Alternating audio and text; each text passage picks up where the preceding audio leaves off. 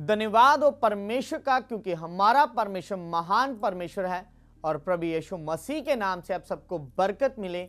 और एक बड़ा चमत्कार, एक बड़ी गवाही, एक बहन जिसके गले में कैंसर का ट्यूमर बन चुका था और इसके फादर मेहनत मजदूरी का काम करते हैं, जिसके कारण घर का गुजारा बहुत मुश्किल से कर पाते हैं। और इस बड़ी बीमारी का इलाज करवाना इनके लिए बहुत मुश्किल था, जिससे इनकी डेथ पक्का थी।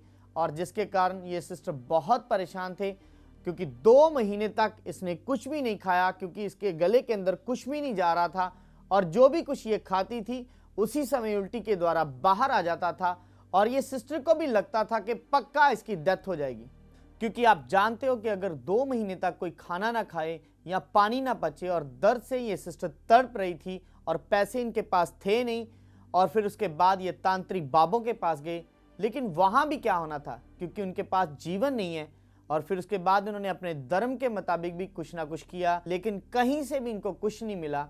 फिर उसके बाद किसी ने इनको प्रभु यीशु मसीह की गुड न्यूज़ दी, और उसके बाद ये सुखपाल राणा मिनिस्ट्री में आए। और यहाँ पर आकर कैसे परमेश्वर ने इनके जीवन में एक बड़ा चमत्कार किया, आइए देखते हैं।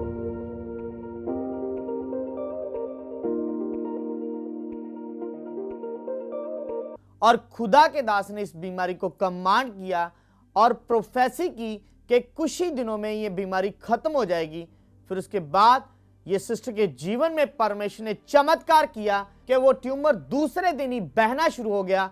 उसके अंदर जितना भी गंदगी, रेशा, कैंसर था, सारा बहना शुरू हो गया। और इस बहन को परमेश्वर ने पूरा चंगा कर दिया। और आइए इस गवाही को इनके मुंह से सुनते हैं।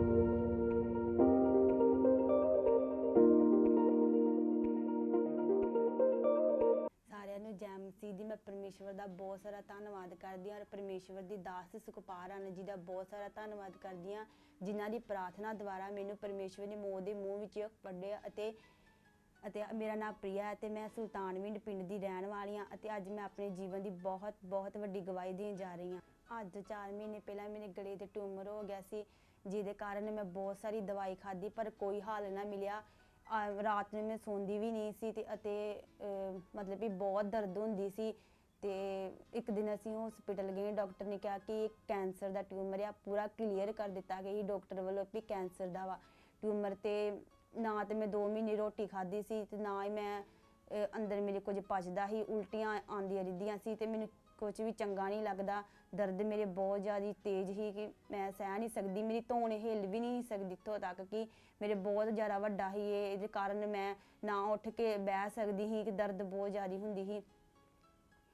ਫਿਰ ਮੈਂ ਇਹ ਜਦੋਂ ਸੁਣਿਆ ਡਾਕਟਰ ਕੋਲ ਵੀ ਇਹ ਕੈਂਸਰ ਦਾ ਟਿਊਮਰ ਹੈ, ਇਸ ਬਿਮਾਰੀ ਦਾ ਮੈਂ ਨਾਂ ਸੁਣਦਿਆਂ ਹੀ ਬਹੁਤ ਘਬਰਾ ਗਈ ਕਿ ਹੁਣ ਮੈਨੂੰ ਲੱਗਦਾ ਸੀ ਕਿ ਮੈਂ ਬਚਣਾ ਨਹੀਂ, ਮੇਰੀ ਡੈਥ ਹੋ ਜਾਣੀ ਆ। ਇਹ ਜਦੋਂ ਨਾਂ ਸੁਣਿਆ ਮੇਰੀ ਬਿਮਾਰੀ ਦਾ, ਮੇਰਾ ਸਾਰਾ ਪਰਿਵਾਰ ਰੋਣ ਲੱਗ ਪਿਆ, ਮੈਂ ਵੀ। ਪਰ ਇਸ ਬਿਮਾਰੀ ਦਾ ਇਲਾਜ ਕਰਾਉਣ ਲਈ ਸਾਡੇ ਕੋਲ ਇੰਨੇ ਪੈਸੇ ਨਹੀਂ ਹੈਗੇ ਸੀ ਕਿ ਅਸੀਂ ਕਰਾ ਸਕੀਏ, ਕਿਉਂਕਿ ਮੇਰੇ ਪਾਪਾ ਲੇਬਰ ਦਾ ਕੰਮ ਕਰਦੇ ਆ ਤੇ ਅਸੀਂ ਇਲਾਜ ਨਹੀਂ ਸੀ ਕਰਾ ਸਕਦੇ, ਇੰਨੇ ਪੈਸੇ ਨਹੀਂ ਸੀ ਸਾਡੇ ਕੋਲ ਹੈਗੇ। ਇਸ ਬਿਮਾਰੀ ਦੇ ਕਾਰਨ ਮੈਂ 2 ਮਹੀਨੇ ਪਰੇਸ਼ਾਨ ਰਹੀ। ਇਹ ਟਿਊਮਰ ਜਿਹੜਾ ਸੀ ਲਗਾਤਾਰ ਵੱਧਦਾ ਜਾ ਰਿਹਾ ਸੀ ਤੇ ਗਲਾ ਬਹੁਤ ਜਕੜਿਆ ਹੋਇਆ ਸੀ ਕਿ ਮੇਰੇ ਕੋਲ ਤੁਰਨ ਦੀ ਜਾਨ ਤੱਕ ਨਹੀਂ ਸੀ ਹੈਗੀ ਵੀ ਮੈਂ ਤੁਰ ਕੇ ਜਾ ਸਕਾਂ, ਮੈਂ ਉੱਠ ਵੀ ਨਹੀਂ ਸਕਦੀ। ਫਿਰ ਮੇਰੇ ਪਰਿਵਾਰ ਵਾਲੇ ਇੱਕ ਤਾਂਤਰਿਕ ਬਾਬੇ ਕੋਲ ਵੀ ਲੈ ਕੇ ਗਏ, ਜਿਸਨੇ ਮਿੱਟੀ ਲਾ ਕੇ ਫਾਂਡਾ ਕੀਤਾ, ਪਰ ਉਹਦਾ ਕੋਈ ਅਸਰ ਨਹੀਂ ਹੋਇਆ। ਇਹ ਟਿਊਮਰ ਜਿਹੜਾ ਸੀ ਵੱਧਦਾ ਹੀ ਜਾ ਰਿਹਾ ਸੀ ਦਿਨੋਂ ਬ ਦਿਨ। ਫਿਰ ਸਭ ਕੁਝ ਕਰਨ ਤੋਂ ਬਾਅਦ ਕੋਈ ਹੱਲ ਨਾ ਲੱਭਿਆ ਅਤੇ ਫਿਰ ਸਾਨੂੰ ਕਿਸੇ ਨੇ ਪ੍ਰਭੂ ਯਿਸੂ ਮਸੀਹ ਬਾਰੇ ਦੱਸਿਆ ਅਤੇ ਫਿਰ ਅਸੀਂ ਸੁਖਪਾਲ ਰਾਣਾ ਮਿਨਿਸਟਰੀ ਵਿੱਚ ਆਏ, ਜਿੱਥੇ ਅਸੀਂ ਪਰਮੇਸ਼ਵਰ ਦੇ ਵੱਡੇ ਕੰਮਾਂ ਨੂੰ ਦੇਖਿਆ। ਪਰਮੇਸ਼ਵਰ ਕਿਸ ਤਰ੍ਹਾਂ ਆਪਣੇ ਦਾਸ ਦੁਆਰਾ ਵੱਡੇ ਕੰਮਾਂ ਨੂੰ ਕਰਵਾ ਰਹੇ ਹਨ ਅਤੇ ਸਾਡੇ ਅੰਦਰ ਵਿਸ਼ਵਾਸ ਪੈਦਾ ਹੋਇਆ ਕਿ ਮੈਂ ਇੱਥੋਂ ਬਿਲਕੁਲ ਠੀਕ ਹੋ ਜਾਵਾਂਗੀ। ਅਤੇ ਮੈਂ ਇਸ ਮਿਨਿਸਟਰੀ ਵਿੱਚ ਇੱਕ ਚੀਜ਼ ਨੂੰ ਵੇਖਿਆ ਕਿ ਇੱਥੇ ਗਰੀਬ ਅਮੀਰ ਦਾ ਕੋਈ ਵੀ ਭੇਦ ਭਾਵ ਨਹੀਂ ਕੀਤਾ ਜਾਂਦਾ। ਇਸੇ ਤਰ੍ਹਾਂ ਮੇਰੇ ਨਾਲ ਹੋਇਆ, ਕੋਈ ਵੀ ਗਰੀਬ ਔਰ ਅਮੀਰ ਦਾ ਭੇਦ ਭਾਵ ਨਹੀਂ ਕੀਤਾ। ਅਤੇ ਫਿਰ ਪਰਮੇਸ਼ਵਰ ਦੇ ਦਾਸ ਮੇਰੇ ਨਾਲ ਮਿਲੇ ਅਤੇ ਉਹਨਾਂ ਨੇ ਮੇਰੇ ਲਈ ਪ੍ਰਾਰਥਨਾ ਕੀਤੀ। ਪ੍ਰਾਰਥਨਾ ਤੋਂ ਬਾਅਦ ਪਰਮੇਸ਼ਵਰ ਨੇ ਮੇਰੇ ਜੀਵਨ ਵਿੱਚ ਬਹੁਤ ਵੱਡਾ ਚਮਤਕਾਰ ਕੀਤਾ ਕਿ 2 ਦਿਨ ਵਿੱਚ ਹੀ ਟਿਊਮਰ ਜਿਹੜਾ ਵਗ ਗਿਆ, ਜਿਸ ਨੂੰ ਮੇਰੇ ਪਰਿਵਾਰ ਵੇਖ ਕੇ ਬਹੁਤ ਜ਼ਿਆਦਾ ਹੈਰਾਨ ਹੋਏ ਕਿ ਕਿੱਥੇ ਇਹ ਫਾਂਡੇ ਕਰਾ ਕੇ ਮੈਡੀਸਿਨ ਖਾ ਕੇ ਫਰਕ ਨਹੀਂ ਪੈ ਰਿਹਾ, ਪਰਮੇਸ਼ਵਰ ਨੇ ਇਸ ਨੂੰ 1-2 ਦਿਨ ਵਿੱਚ ਹੀ ਖਤਮ ਕਰ ਦਿੱਤਾ ਔਰ ਅੱਜ ਮੈਂ ਬਿਲਕੁਲ ਆਜ਼ਾਦ ਹਾਂ, ਫ੍ਰੀ ਹਾਂ ਤੇ ਮੈਂ ਪਰਮੇਸ਼ਵਰ ਦਾ ਬਹੁਤ ਸਾਰਾ ਧੰਨਵਾਦ ਕਰਦੀ ਹਾਂ ਔਰ ਪਰਮੇਸ਼ਵਰ ਦੇ ਦਾਸ ਦਾ ਬਹੁਤ ਸਾਰਾ ਧੰਨਵਾਦ ਕਰਦੀ ਹਾਂ। ਔਰ ਮੈਂ ਸਭਨਾਂ ਨੂੰ ਦੱਸਣਾ ਚਾਹੁੰਦੀ ਹਾਂ ਕਿ ਇਹ ਮਿਨਿਸਟਰੀ ਸੱਚੀ ਹੈ ਔਰ ਹਰ ਇੱਕ ਇਨਸਾਨ ਤੇ ਬਹੁਤ ਸਾਰੀ ਮਿਹਨਤ ਕਰ ਰਹੀ ਹੈ।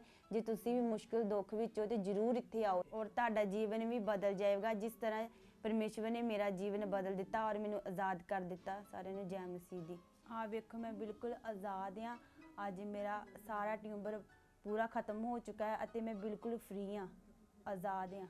देखो कैसे परमेश्वर ने इनके जीवन में एक बड़ा चमत्कार किया, क्योंकि ये प्रूफ है कि गरीबी के कारण पैसा ना होने की वजह से ये सिस्टर का जीवन खत्म होने वाला था और अगर इनके पास पैसा होता भी तो कोई भी गारंटी नहीं है कि कैंसर से कोई बच जाए। और परमेश्वर ने कुछ ही दिनों में इनको जीवन दिया और इनका ट्यूमर अभी बिल्कुल साफ हो चुका है। ये सिस्टर फ्री हैं और ये सिस्टर आपके सामने है, बिल्कुल फ्री हैं।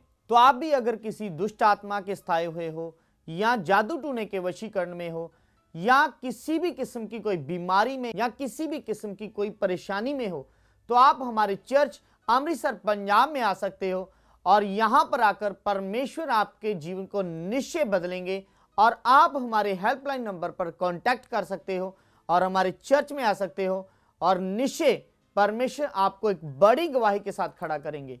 आमीन।